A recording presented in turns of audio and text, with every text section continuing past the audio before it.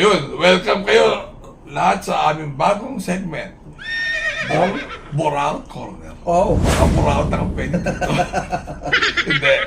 Hindi, marami kasing maraming nuisances sa karera. Mga hapon, Oh. mga haka-haka at kuro-kuro. Na pag-araw-araw, pag natalo, may conspiracy theory. Tama. Pero discuss din natin. Mga legit kasi nga, hindi naman ako expert sa karera, pero based on experience kung ano ba yung mga naging kalakaran. Oh.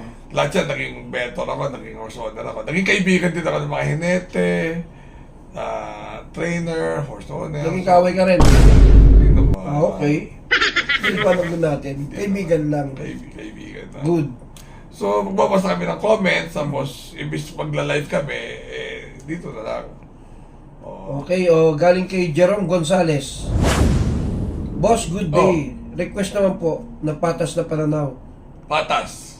Maganda po siguro na i-analyze nyo yung mga bumabiyahe na kabayo. Tulad na lang ni Believe in Me.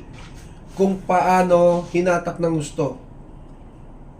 Okay, si Believe in Me kasi medyo baboy daw pagkagawa dyan. Dahil alam niyo naman, na di bandera yung kabayo.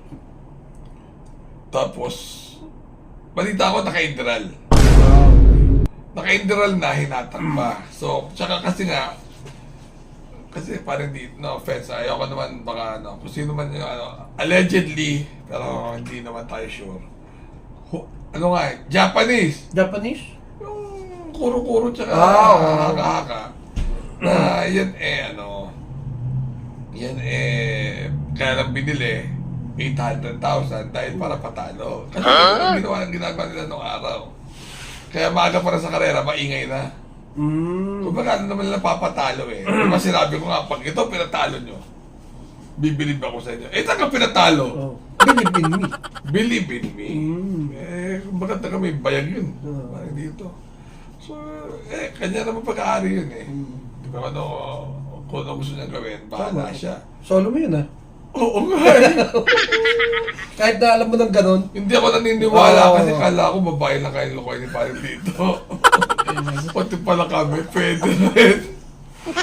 So, well anyway, yun. Wala naman siya license to kill eh. May mga ibang grupo dyan, may lisensya para magbiyahe. Well, yung Board of Stewards talaga ano yan eh. Parang hustisya. Ganon. Nakapiling ang mga mata. Galing naman kay Ray Monasterio. Baka meron ka raw dalawang pwedeng pang solo kada racing day para sa mga exotics. Kita try namin next time yung mga what for the day tsaka long shot of the day. Babalik ko, sige. Alright. Si Praxi Joe Olofernes. Long time follower, pero small time lang po ako. Racing is my passion since the Para sa 70s. para sa'yo. I've seen them all. Yeah. Lahat ng lokohan, garapalan, arboran, harangan, name it, small time. Baka lang. Yan naman mga karera eh. Ang karera, pag may issue, after one day, natasapawan ng panibagong issue. Parang mga flood control, bisig sa bungero. Kung baga ganyan ang buhay ng Pilipino eh, no? Yes. Isang araw, nasasapawan. So, Okay na yan? Okay, Eddie Santos. Boss Pao, sana mapasama ka sa PJC. Pwede ka sa panelist. totoo. Oo. Ano yan? Para maubos na yung mga anay sa industriya. Anay. Gusto mo wala anay, di gawin mo ako steward. Tingnan natin kung hindi magkagulo industriya. Kung saan, well, it fits. If they need me, why not? Diba? Hindi man tayo sa pera eh. Tama. Basta libre pagkain. Oo, siyempre. Ang sarap. Oh? Limpag-grill, doon kami kumain kay Boss Sandy. Ang sarap. Alam mo kung bakit? Bakit? Dinibre ako ni Boss Alan Kit Castro. Nagulat ako, binayaran yung bill ko. Kaya masarap. Pero hindi talaga, tunay na masarap. Actually, kaya very hopeful ako sa PJC. Mamaya pag yung mga tanong si Brian tungkol sa PJC. Tuloy-tuloy yung vlog natin. Galing kay Marlon Guzman. Kawawang Believe in Me, naban kahit walang kasalanan yung kabayo. Ganon? Sabi niya. Wala siyang kamuwang-muwang. Uminom nga siya ng Inderon. Oo. Oo, hindi pa tayo. Huwag mo kami lokohin. Oh. So, actually hindi, nabago na yan eh. Ang ban 1 year yung hinete, tapos tinaas lang ng 1 group. Kung baka ang sintensya sa kanya, ano eh, mula reclusion perpetual, binaba ng aresto mayor. Jaywalking na lang naging kasalanan niya eh. Pero para sa akin dapat tama lang yung 24 racing days dun sa Inete. Huwag naman ban. May family rin kasi, di ba? Eh, ang problema, alam naman yung gagawa siya ng kawalang yan. Parang walang pinakaiba yan na inutusan ka pumatay, pinatay mo. Sabi, kasi inutusan lang eh. Alam mo lang ang masama eh, kakawin mo pa. Pero, huwag ka. Yung ibang horse owner, ayaw kong pagkitin. May lisensya. May lisensya. Kumuha siya ng lisensya muna. O yun. Sa ano siya kumuha sa pick-up. Philippine truck doon. 2 milyon na lisensya doon. O eh dito, sa commission siya kumuha ng lisensya para magpatalo. Eh di mag-upload na lang. Mas malaki yata Eh kita mag-upload, nun. yung namapit eh, pa-upload na yan. At Diba? pornado pa. Pag ganun ba yan? Pag ano? Asa si Galiato. Galiato. Ito si Rodolfo Rosales. Salamat po sa mga tip at mga balita sa karera. Kawawa bayang karerista, mga adik lang talaga bayang Yun karerista. nga eh. Gara pala na. Hindi, ganito yun. Diba, gaya ng sinabi ko nung araw, alam ko naman lolokohin nyo lang naman kami. Parang babae lang yan. Pero, sana naman, yung ibang tao may delikadesa. Like, yung mga, kung mismo yung mga nanunungkulan, parang ito, yung flood control. Ang kinakala yung kontratista. Eh, syempre, yung mga nasa gobyerno talagang tumira dyan. Diba, sa DPWH, yung funder, ikaka ni Magalong, yung funder, kung saan nanggaling yung pondo, may malaking cut yan. Diba? So, syempre, mga ini-endorso yan. So, ganun din dito. Diba? Kayo naman ang nakaupo dyan, tas kayo pa yung hindi mahigpit. So, tinotolerate niyo yung lokohan sa karera. So, ganun lang yun eh. Diba? Miski na anong makaawasan nyo, ayaw nyo naman. So, wala tayong magagawa. Okay lang patalo ang isang kabayan pag wala sa kondisyon. Pag hindi nyo naman kaya patalo, pa-scratch yun nasa dulo. Diba? Parang wala, no harm, no foul. Diba? Ako pwede, I mean, diba? Ano naman niya katangis. Tama. O, si Marlon Guzman. Oh!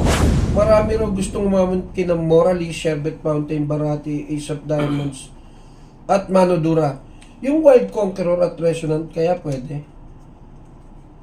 Pwede naman. Pero alam mo, maganda ka magkaroon ng match race eh. Match. One-on-one, ganun? Oo, yun ang parang kulang dito kasi, di ba, pwede nga, ano eh, di ba, kasi yung purpose ng King's Cup, alam ko, winner take all, parang, pero, na-defeat ang purpose kasi, parang 8 kay Atty. Morales, so, gagawin na natin match race. Match race. So, pinakamagaling siya, pinakamagaling. May Sherbet Fountain Parati kasi, tapos, or, pag tinalo, defending champion, di ba? Parang ginawa mo sabong, Hayalay. Hayalay, Hayalay. Tama. Dapat ganun, parang hayalay. Tapos may point Next, system, oo. di ba? Tapos- Umiikot, di ba? Tapos pag bato mo, hindi sasaluin. Uy, Da- ako yung numero ko. Dami na takes ito. Pero wag ka. Oo. Nagtrangko ang Sherbet Fountain, Lolo Sherbet Fountain Oh. last week. 1.37 milya. Uy. Bigil na bigil. 25, 2.23, 25 medya dating. Tingin ko, naghahamon. Sino yung namon?